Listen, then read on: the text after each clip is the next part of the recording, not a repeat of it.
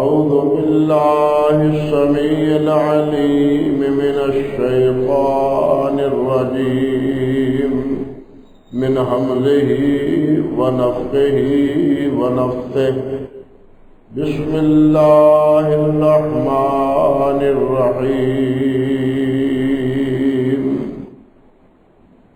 قل يا عبادي الذين أسرفوا على أنفسهم لا تقنطوا من رحمة الله إن الله يغفر الذنوب جميعا هو الغفور الرحيم سبحان ربك رب العزة عما يصفون وسلام على المرسلين والحمد لله رب العالمين۔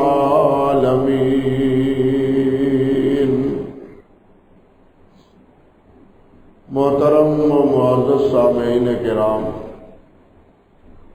عزت مآب میری بہنوں اور بیٹیوں، گزشتہ خطبے میں کسی آیت مبارکہ کے حوالے سے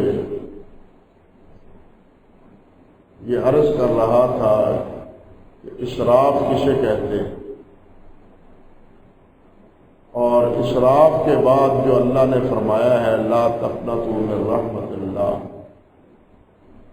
کہ اللہ کی رحمت سے مایوسی اختیار نہ کرو۔ قنوط کے معنی کیا ہے، اور یہاں مایوسی سے جو مخاطب لوگ ہیں وہ کون ہیں؟ اسراف کے بارے میں یہ بات مختصر طور پر ذہن میں رہنی چاہیے کہ ہر وہ کام جو حد اعتدال سے بڑا ہوا ہو اسے اسراف کہتے ہیں۔ حضرت امام سفیان ثوری رحمۃ اللہ علیہ، جو بہت بڑے محدث اور بہت بڑے فقیہ اور بہت بڑے عابد اور زاہد اور مفسر گزرے ہیں، حضرت امام ابو حنیفہ رحمۃ اللہ علیہ کے معاصر تھے، وہ فرماتے ہیں کہ ہر نافرمانی پر ایک حبہ بھی خرچ کرنا اسراف۔ نافرمانی کی راہ میں، نافرمانی کے زمرے میں جو بات آتی ہے وہاں ایک پائی بھی خرچ کرنا، ایک حبہ بھی خرچ کرنا اسراف۔ گویا یہ اسراف چھوٹے سے چھوٹے نافرمانی سے لے کے بڑی سے بڑی نافرمانی کو شامل، اور سب سے بڑی نافرمانی کفر و شرک۔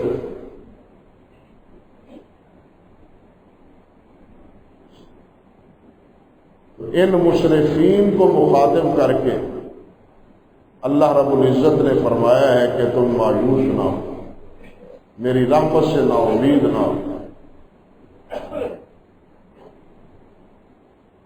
اور یہ نا امیدی اس لیے کہی گئی کہ مشرکین کے شرک کا ایک سبب بھی یہ ہے کہ وہ اللہ رب العزت سے نا امید ہو جاتے ہیں، انہیں ان کی امیدیں، ان کی چاہتیں وہ اللہ رب العزت کے ساتھ مختص نہیں رہتی، بلکہ اللہ کے بندوں کے ساتھ ان کی چاہتیں اور ان کی امیدیں وابستہ ہو جاتی ہیں۔ حتیٰ کہ یہاں تک کہنے والے کہہ گزرتے کہ ہمیں جو کچھ بھی ملتا ہے وہ حضرت صاحب سے ملتا ہے، یہیں سے ملتا ہے، یہاں تک کہہ گزرتے۔ گویا اللہ رب العزت سے نا امیدی ہے اور غیر اللہ سے امیدیں، اس سے بڑی حماقت اور اس سے بڑی بے عقلی اور کیا ہوگا؟ مگر اللہ رب العزت نے فرمایا کہ میری رحمت سے نا امید نہ ہو۔ ان اللہ یغفر الذنوب جميعا، اللہ تمہارے سارے گناہ معاف فرما دے۔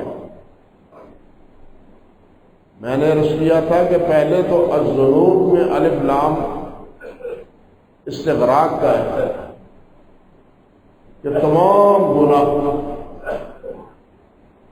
لیکن مگر اس کے ساتھ تاکید کے لیے جمیعہ کا لفظ بھی ساتھ میں رکھا دیا کہ سارے کے سارے گناہ اللہ تمہارے معاف فرما دے۔ غفرا کے معنی ہوتے ہیں ڈھانپنے کے، پردہ پوشی کے، چھپا دینے کے۔ وہ اللہ سبحانہ و تعالی یہ جو کھود ہوتی ہے سر پہ رکھی جاتی ہے، مغفر اس کو کہتے ہیں، اسی لیے کہ چھپ جاتا ہے سر اس میں سارے کا سارا، اور باہر سے ضرب سے چوٹ سے سر محفوظ ہو جاتا ہے۔ تو یہاں غفور سے مراد کیا ہے کہ اللہ ذوالجلال تمہارے عیوب پر پردہ ڈال دے، کوئی نہیں دیکھے گا۔ اللہ یوم تبلی السرائر، قیامت کے دن جب ساری پوشیدہ چیزیں نمایاں ہوں اور ہر چیز کا حشر و نشر ہوگا۔ کتنا خوفناک مسئلہ ہے کہ انسان کے سامنے ہی نہیں بلکہ دوسرے انسان بھی اس کی کرتوتوں سے آگاہ ہو کہ یہ اس کیٹاگری کا آدمی تھا۔ آج تو انسان چھپ جاتا ہے، چھپنے کی کوشش کرتا ہے، لیکن قیامت کے دن وہ نہ اللہ سے چھپ سکے گا نہ اللہ کے بندوں سے چھپ سکے گا۔ یہاں تو سمجھتا ہے کہ میں اللہ کے بندوں سے چھپا ہوا ہوں، مگر یہاں اللہ سے وہ چھپا ہوا نہیں ہے، بلکہ ایک جگہ قرآن مجید میں اللہ نے ارشاد فرمایا ہے کہ یہ کیسے عجیب لوگ ہیں کہ لوگوں سے وہ چھپتے ہیں، مجھ سے نہیں چھپتے۔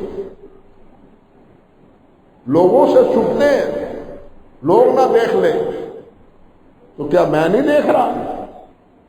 مجھ سے چھپ سکتے ہو، میری نگاہوں سے بچ سکتے ہو؟ جب میری نگاہوں سے نہیں بچ سکتے تو پھر مجھ سے ڈرو، لوگوں سے کیوں ڈرتے ہو؟ جو دیکھ رہا ہے، لوگ جو دیکھتے ہیں ان کے دیکھنے کے خوف سے انسان برائی چھوڑ دیتا ہے، لیکن مالک الملک جس کی نگاہ میں ہر چیز ہے، اس کے خوف سے اور اس کی خشیت سے اور اس کے ڈر سے سارے گناہ چھوڑے۔ نیکی تب ہے، نیکی تب ہے، لوگوں کے ڈر سے برائی چھوڑنا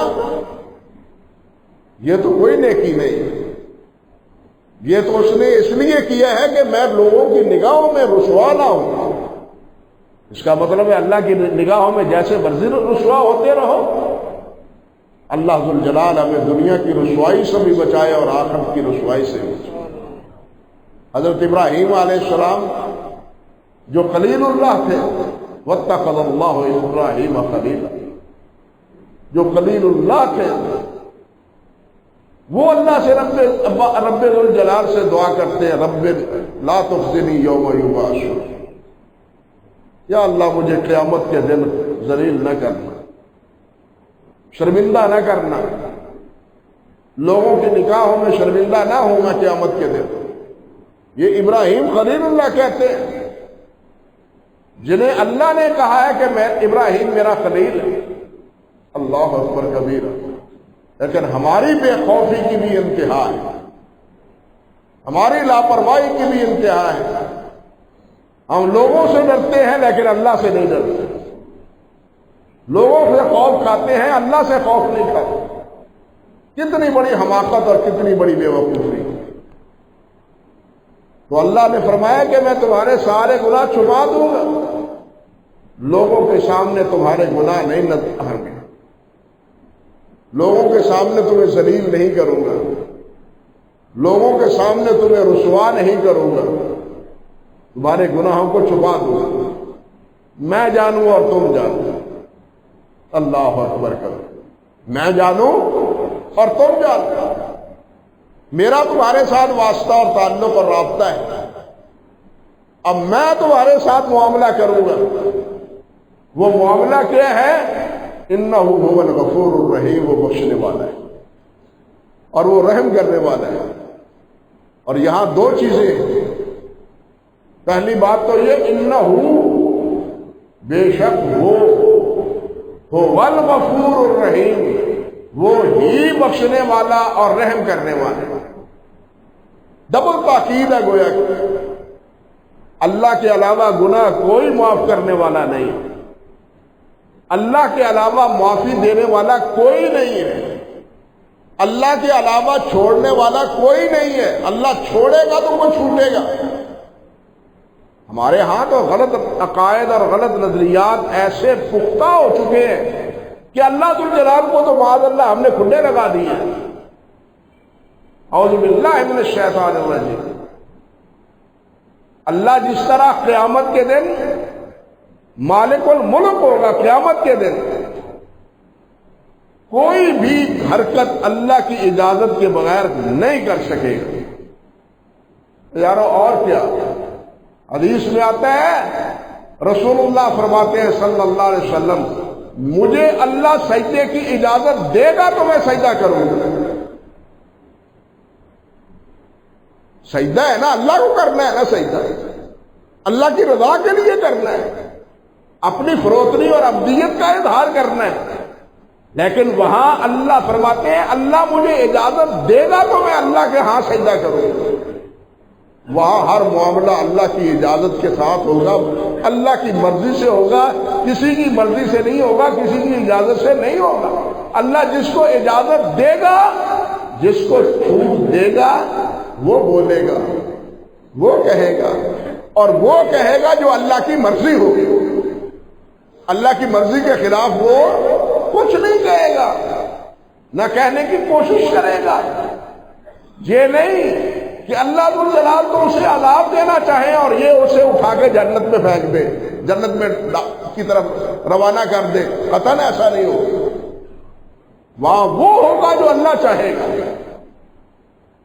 یہ بات یہاں بھی اسی طرح ہے، لیکن لوگوں نے نہ یہاں اللہ کی مشیت کو سمجھا، نہ قیامت کے دن کی اللہ ذوالجلال کی بادشاہت اور مشیت کو سمجھا۔ یہاں بھی اللہ کے ساتھ شریک بنائے اور قیامت کے دن بھی اپنے شفیع بنا رکھے ہیں اپنی ذہن کے مطابق، بس جی۔ اور وہ بھی کہتے ہیں احمق، سالانہ دیتے رہو، ہماری خدمت کرتے رہو، ہم جانے اور ہمارا رب جانے، تمہیں کس بات کی فکر، تمہیں کہے گی فکر مندی، بس تم ہمیں راضی کرو، ہم خود اللہ کو راضی کر لیں گے۔ انا للہ و انا الیہ، یہ تو بڑا آسان سودا اور بڑا سستا سودا سمجھ رکھا ہے ان لوگوں نے، ظالموں نے۔ اللہ ذوالجلال فرماتے ہیں انہ هو الغفور الرحیم، اللہ ہی بخشنے والے اور رحم کرنے والے۔ کسی کے دل میں رحم آتا ہے وہ بھی اللہ پیدا کرتا ہے، سمجھ لے بات، کسی کے دل میں رحم آتا ہے نا تو وہ اللہ پیدا کرتا ہے، کسی کے دل میں پیار آتا ہے تو وہ اللہ پیدا کرتا ہے۔ یہ کہتا ہے مجھے فلاں سے بڑا پیار ہے، یہ اللہ کا کیا ہوا ہے، بشرطے کہ وہ اللہ کی اطاعت اور فرم برداری میں۔ اور یہ بات ایک جگہ اللہ نے نہیں فرمائی، قرآن مجید میں کئی بار یہ بات اللہ تعالیٰ نے ارشاد فرمائی۔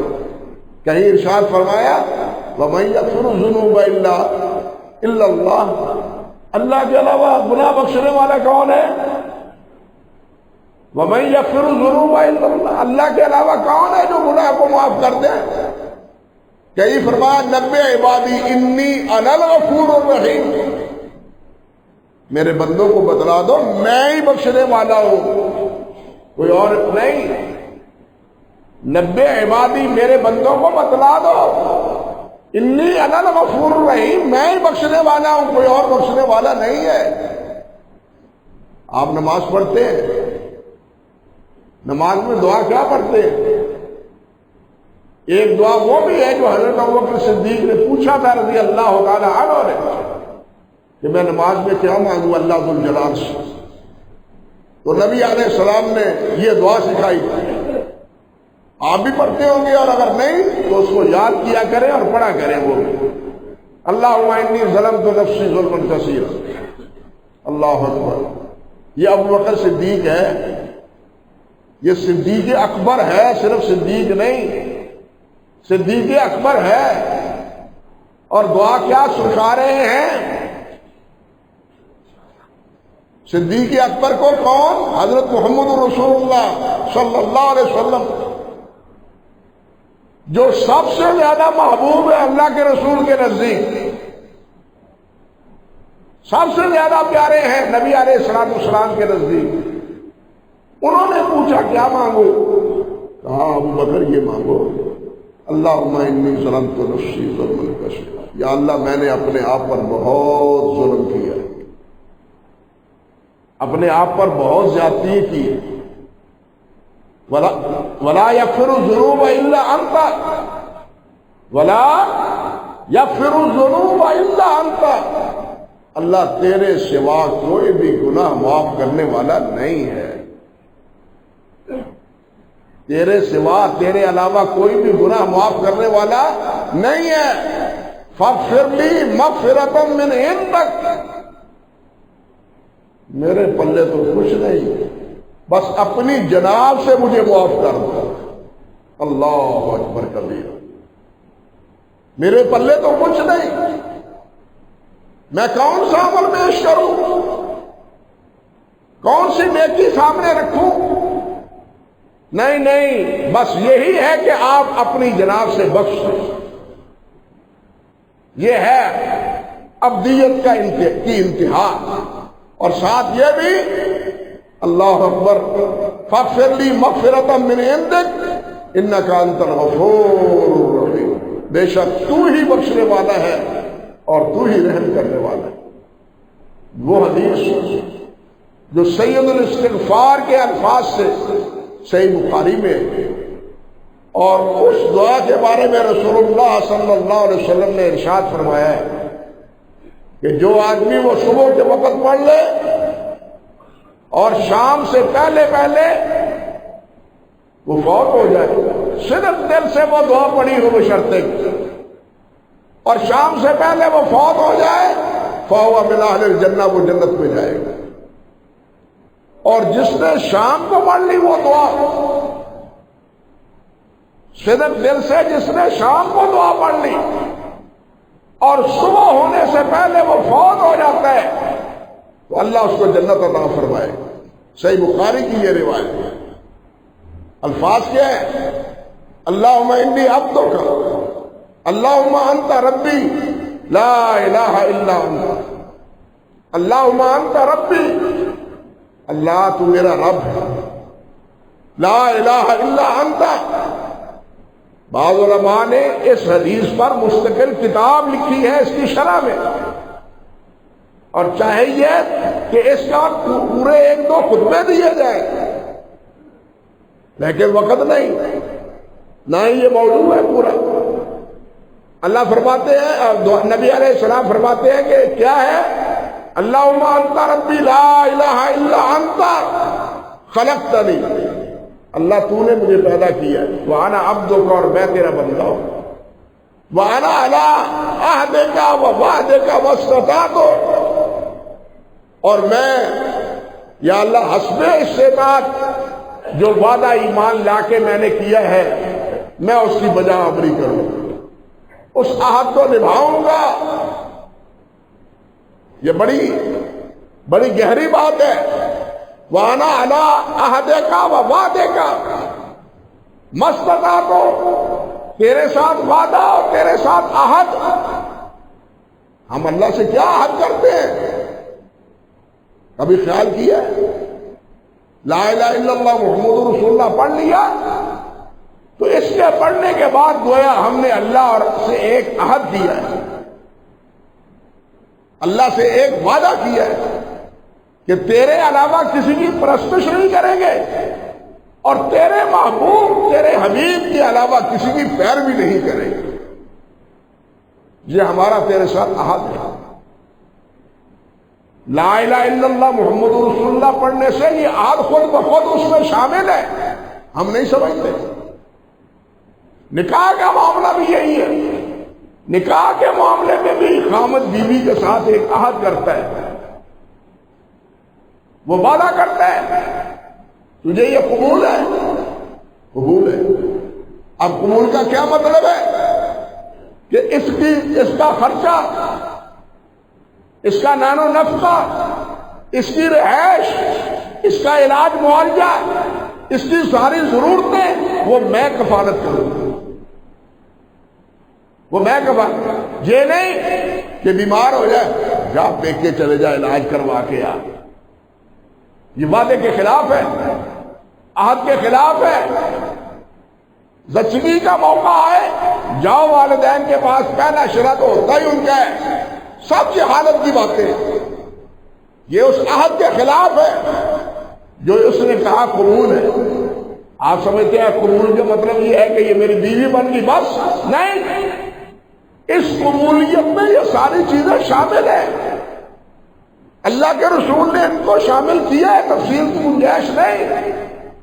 اسی طرح جب لا الہ الا اللہ محمد رسول اللہ پڑھتا ہے تو اللہ کے ساتھ یہ عہد کرتا ہے، اور اسی عہد کا یہاں ذکر ہے وَأَنَا عَلَىٰ عَهْدِكَ وَوَعْدِكَ مَا اسْتَطَعْتُ، حسب استطاعت یا اللہ میں تیرے ساتھ جو عہد کیا ہے وہ پورا کروں، اللہ حسب استطاعت۔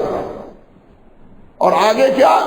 اعوذ بک من شر ما صنعت، اے اللہ جو برا کام میں کرتا ہوں اس برے کام کے انجام سے بچنے کے لیے اللہ میں تیری پناہ چاہتا ہوں، ہر قسم کے شر سے، برے عمل کے ہر قسم کے شر سے یا اللہ مجھے پناہ میں رکھیے، مجھے پناہ عطا فرمائیے۔ ابو لک بنعمتک علیہ، میں اقرار کرتا ہوں، اعتراف کرتا ہوں کہ تیری میرے اوپر بہت سی نعمتیں ہیں، تیری سب نعمتوں کا اقرار کرتا ہوں۔ انسان تو ایسا احمد ثابت ہوا ہے الا ماشاء اللہ کہ وہ اللہ کو منعم ہی نہیں سمجھتا، وہ تو کہتا ہے میرا ولی نعمت ہی یہ ہے، اللہ نعمتیں دینے والا نہیں، یہ میرا ولی نعمت ہے۔ انا للہ و انا الیہ راجعون۔ اللہ فرماتے ہیں جو بھی نعمت ملتی ہے وہ مجھ سے ملتی ہے۔ یہ جو دعا ہے ہر روزانہ پڑھنے والی، ما اللہ ما اصبح بی من نعمت او بعاد من خلقک فمنک وحدک لا شریک لک، یا اللہ جو تو نے مجھ کو نعمت دی ہے، بلکہ ساری مخلوق میں سے جس کو بھی تو نے جو نعمت دی ہے وہ اللہ تیری طرف سے ہے، کسی اور کی طرف سے نہیں۔ جو بھی کسی میں خوبی ہے، جو بھی بھلائی ہے، جو بھی خیر ہے، وہ سب تیری عطا ہے، میرے مجھ پر ہی نہیں، اور بعہد من خلقک، تیری مخلوق میں سے کوئی ایک۔ مگر انسان نے تو اللہ ذوالجلال کو یہ سمجھا ہی نہیں، وہ یہ سمجھتا ہے معاذ اللہ میرا ولی نعمت یہ ہے، مجھے سب کچھ یہاں سے ملتا ہے، ہمارا داتا تو یہ ہے، ہر چیز مجھے ہمیں یہاں سے ملتی ہے۔ انا للہ و انا الیہ راجعون، انا للہ و انا الیہ راجعون۔ لیکن سید الاستغفار میں کیا ہے؟ وَأَنَا عَلَىٰ عَهْدِكَ وَوَعْدِكَ مَا اسْتَطَعْتُ اعوذ بک من شر ما صنعت وابوء لک بنعمتک وابوء بذنبی، یا اللہ میں تیری نعمتوں کا شکر نہیں کر سکتا، مجھے معاف کر دے۔ میں تیری نعمتوں کا شکر ہے، میں تیری نعمتوں کا اقرار کرتا ہوں، اور یہ بھی اقرار کرتا ہوں کہ تیرا شکر ادا نہیں کر سکتا، اس گناہ کا بھی اعتراف کرتا ہوں، ہر گناہ کا اعتراف کرتا ہوں کہ مجھ میں بڑی نالائکیاں ہیں، فاغفر لی فإنہ لا یغفر الذنوب الا انت، اللہ تو مجھے معاف کر دے کیونکہ تیرے علاوہ کوئی معاف کرنے والا نہیں۔ نافرمانی کس کی ہے؟ اللہ کی۔ اللہ کے رسول کی نافرمانی ہے تو وہ بھی اللہ کی، جس طرح اللہ کے رسول کی اطاعت ہے تو وہ اللہ کی اطاعت ہے۔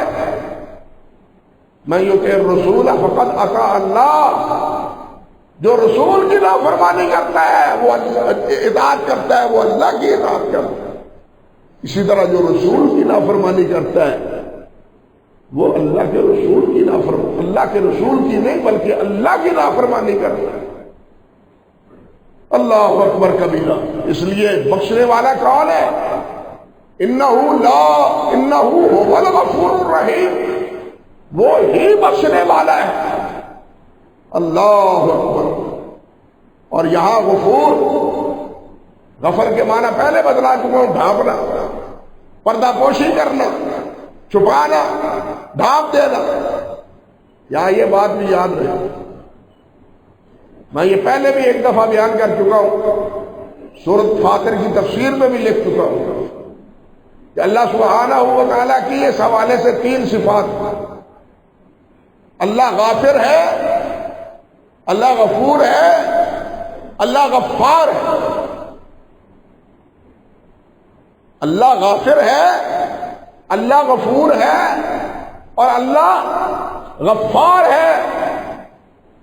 اور انسان اپنے گناہوں کے لحاظ سے اس کے بھی 3 درجے، اس کے بھی 3 حیثیتیں ہیں اس کی۔ وہ ظالم ہے پہلے نمبر پر، اللہ اکبر کبیرہ۔ وہ ظلوم ہے اور وہ ظلام ہے۔ ظالم ہے، ظلوم ہے، ظلام ہے۔ راضی کہتے ہیں رحمت اللہ علیہ کہ انسان اگر ظالم ہے تو اللہ غافر ہے، انسان اگر ظلوم ہے تو اللہ غفور ہے، اور انسان اگر ظلام ہے تو اللہ غفار ہے۔ اور ساتھ انہوں نے یہ بھی کہا کہ یہ ظلام وہ اس آیت کا مصداق ہے، قل یا ایھا الذین اسرفوا علی انفسہم، یعنی یہ ظلام اس اعتبار سے ہے کہ چھوٹی سے چھوٹی نافرمانی سے لے کے کفر اور شرک تک ساری نافرمانیاں اس اسراف میں شامل ہیں، اس اسراف میں شامل ہیں۔ اور اس اسراف کا تعلق کس کے ساتھ ہے؟ ظلام کے ساتھ۔ اور ظلام کے مقابلے میں اللہ کیا ہے؟ غفار، بہت بخشنے والا، بہت بخشنے والا۔ اللہ اکبر کبیر۔ اللہ اتنا بخشنے والا ہے جس کا ہم تصور بھی نہیں کر سکتے، ہمارے ہاں اس کا کوئی تصور نہیں۔ لیکن پہلے یہ سمجھے کہ اللہ ذو الجلال نے غفور کے ساتھ رحیم کی صفت ذکر کی، رحمان کی صفت ذکر نہیں کی۔ رحمان اور رحیم میں فرق ہے۔ رحمان وہ ہے جو اپنی ذات میں رحم کرنے والا ہو اور غفور رحمت اس میں پایا جائے، سراپا رحمت جس کو ہم کہتے ہیں۔ اور رحیم وہ ہے جو اپنی مخلوق پر رحم کرنے والا ہو۔ گویا رحیم کا تعلق صفت فعلی سے ہے اور رحمان کا تعلق صفت ذاتی کے ساتھ ہے۔ رحمان کا تعلق اللہ کی صفت ذاتی سے ہے اور رحیم کا تعلق اللہ کی صفت فعلی کے ساتھ ہے۔ اللہ اکبر کبیر۔ اللہ رب العزت نے اور رحمان یہ ایسی صفت ذاتی ہے کہ یہ بھی اللہ کی طرح اللہ کا علم بن کے رہ گئی۔ رحمان کے علاوہ اور کوئی صفت ایسی نہیں جس کو علم کی حیثیت حاصل ہو، یعنی اصل اسم کی، علم کہتے ہیں اسم کو، نام کو۔ اللہ کا ذاتی نام کیا ہے؟ اللہ۔ اللہ کا ذاتی نام کیا ہے؟ اللہ۔ باقی تمام اسماء مبارکہ جتنے بھی ہیں وہ صفاتی۔ بڑی لمبی بات ہے اس حوالے سے، لیکن صرف سمجھانے کی حد تک مختصر طور پر عرض ہے کہ جتنی صفتیں ہیں وہ سب کیا ہیں؟ اللہ ذو الجلال کی جتنی صفتیں ہیں وہ اللہ کی صفتیں، رحمان ہے، رحیم ہے، غفار ہے، جبار ہے، قہار ہے، جتنی بھی صفتیں ہیں وہ کس کی ہے؟ وہ اللہ کی صفتیں۔ وَلِلَّهِ الْأَسْمَاءُ الْحُسْنَى فَادْعُوهُ بِهَا۔ اللہ کے بڑے اچھے اچھے نام ہیں، جس نام سے چاہو پکارو۔ لیکن جب تم اللہ کو پکارتے ہو تو یا اللہ کہتے ہو، یا الرحمن نہیں کہتے، یا رحمان کہتے ہو، یا رحیم کہتے ہو، یا رحیم کہتے ہو، یا غفور کہتے ہو، یا رازق کو کہتے ہو، یا الرزاق نہیں کہتے۔ یہ دلیل ہے کہ اللہ میں الف لام نفس کلمے کا ہے، نفس کلمے کا ہے، اللہ کا جز ہے، اللہ کے اسم کا جز ہے الف لام۔ لیکن دوسرے اسماء میں الف لام معرفے کے طور پر ہے، نفس کلمے کے اعتبار سے نہیں۔ اللہ کرے میری باتیں سمجھ آ جائے آپ کو، یہ نفس کلمے کا نہیں ہے، اسی لیے جب پکارا جاتا ہے تو الف لام کٹ جاتا ہے، لیکن اللہ میں نہیں کٹتا۔ یہ دلیل ہے کہ اللہ کا الف لام پہلا جو ہے وہ کیا ہے؟ کلمے کا اصل جز۔ باقی جتنے اسماء ہیں وہ کلمے کا جز نہیں ہے۔ البتہ الرحمن کی صفت یہ اتنی نمایاں ہے کہ یہ بھی علم کی حیثیت اختیار کر گئی، علم کی، نام کی حیثیت۔ الرحمن علی العرش استوى، الرحمن علم القرآن۔ جس طرح اللہ کا لفظ ہے انی انا اللہ، اللہ نے فرمایا نا موسیٰ علیہ السلام سے انی انا اللہ، میں اللہ ہوں۔ اسی طرح اللہ ذو الجلال نے فرمایا میں رحمان ہوں جس نے قرآن دیا ہے تمہیں۔ الرحمن علم القرآن۔ اللہ اکبر۔ یہ موافقت کیسی ہے؟ یہ اپنی جگہ ایک دلچسپ تفصیل ہے۔ اسی طرح اللہ ذو الجلال والاکرام نے ارشاد فرمایا الرحمن علی العرش استوى قل ادعوا اللہ او ادعوا الرحمن ایما تدعوا فلہ الاسماء الحسنى۔ یا اللہ کہو یا رحمان کرو، یہ اللہ کے نام ہے۔ لیکن اب الرحمن علم کی حیثیت، رحیم علم کی حیثیت نہیں، بلکہ قرآن مجید آپ پڑھتے ہیں تو رحیم کا اکیلا استعمال بہت کم ہے، وہ کسی اور صفت کے ساتھ ہے، اللہ کی کسی اور صفت کے ساتھ ہے۔ کہیں فرمایا البر الرحیم، کہیں فرمایا الغفور الرحیم، کہیں فرمایا التواب الرحیم، کہیں فرمایا العزیز الرحیم۔ یعنی اکیلا نہیں، رحیم کا اکثر و بیشتر کسی اور صفت کے ساتھ آیت کی مناسبت کی بنیاد پر اللہ ذو الجلال نے ذکر کیا۔ اللہ اکبر کبیر۔ اور رحیم، رحمان، صفت رحمت، جس طرح میں نے عرض کیا، حدیث میں آتا ہے نبی علیہ الصلوۃ والسلام نے ارشاد فرمایا کہ اللہ ذو الجلال نے، صحیح بخاری کی روایت ہے کہ اللہ ذو الجلال نے اپنے عرش پر اپنے ساتھ ایک کتاب رکھی ہے، انسانوں کے پیدا کرنے سے پہلے ان کے مقدرات کا فیصلہ اللہ نے کر دیا ہے، اور اس کتاب میں اللہ نے یہ لکھ رکھا ہے سبقت رحمتی من غضبی، سبقت رحمتی من غضبی، میری رحمت میرے غضب سے سبقت لے گئی۔ غضب، رحمت بغیر فعل کے بھی ہے، لیکن غضب نتیجہ ہے کسی نافرمانی کے نتیجے۔ بات سمجھے؟ اگر رحم جو ہے وہ بغیر کسی فعل کے ہے، کیونکہ یہ اللہ کی صفت ذاتی ہے۔ بات سمجھیے، اللہ کرے سمجھ آئے، یہ اللہ کی صفت ذاتی ہے، وہ کسی عمل کی بجائے اللہ رحیم ہے، حتیٰ کہ کافروں پر بھی رحیم ہے، مشرکوں پر بھی رحیم ہے، جو اللہ کو گالیاں دیتے ہیں ان پر بھی رحیم ہے۔ کیوں؟ یہ صفت رحیمت ہے۔ ناراضگی کب ہے؟ جب وہ فعل کرتا ہے، جب وہ نافرمانی کرتا ہے، اس وقت وہ کیا ہے؟ اللہ ذوالجلال غضب ناراض اس وقت ہوتے ہیں۔ لیکن رحیمیت کی صفت اللہ ذوالجلال کی کیا ہے؟ فرمایا میرے غضب سے سبقت لے چکی۔ اور قرآن مجید میں کیا ہے؟ اللہ ذوالجلال والاکرام نے ارشاد فرمایا رحمتی وسعت کل شیء، میری رحمت ہر چیز کو پہنچی ہوئی۔ اللہ اکبر۔